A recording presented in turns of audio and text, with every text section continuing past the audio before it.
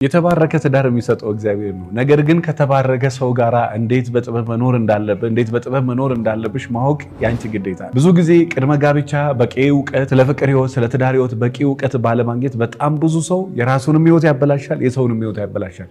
እናንተ ህይወታችሁን ማስተካከል ከፈለጋችሁ እቺን ሴት ሆይ የትዳር አጋር ስትመርጪ ገንዘብ ያለው መልከ መልካም የሆነ ቁመና ያማረ ወይም ሀብታም የተማረ ኑሮሽን የተሟላ የሚያደርግልሽ ሊመስልሽ ይችላል።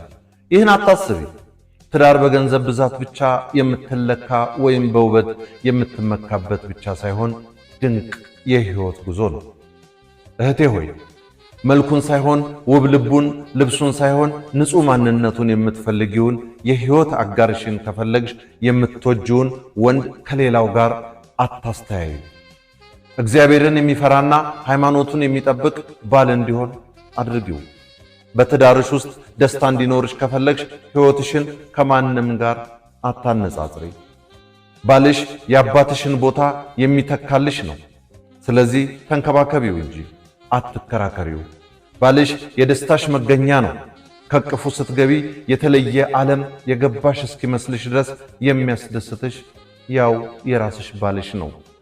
ያንቺ ባል ላንቺ ቁንጅና ግርማ ሞገስ ያለው ንጉስሽ ነው።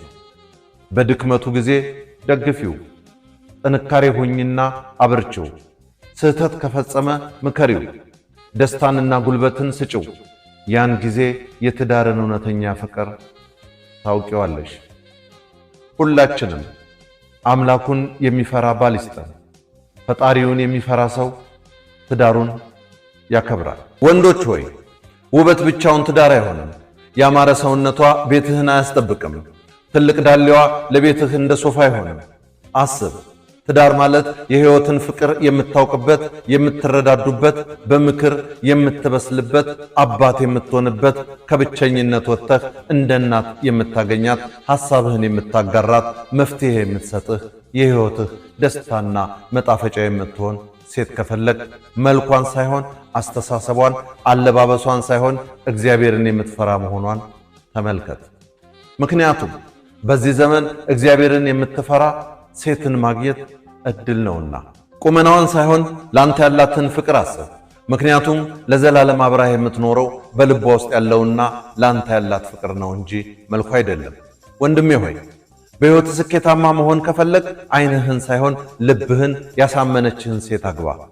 ዓይን አታላይ ነውና ብዙ ነገር ሊማርከው ይችላል። ስለዚህ የልብህን ጥሪ ስማ። ያንተ ሚስት ላንተ ብቻ ቁንጅና ግሩም ናት። ያንተ ሚስት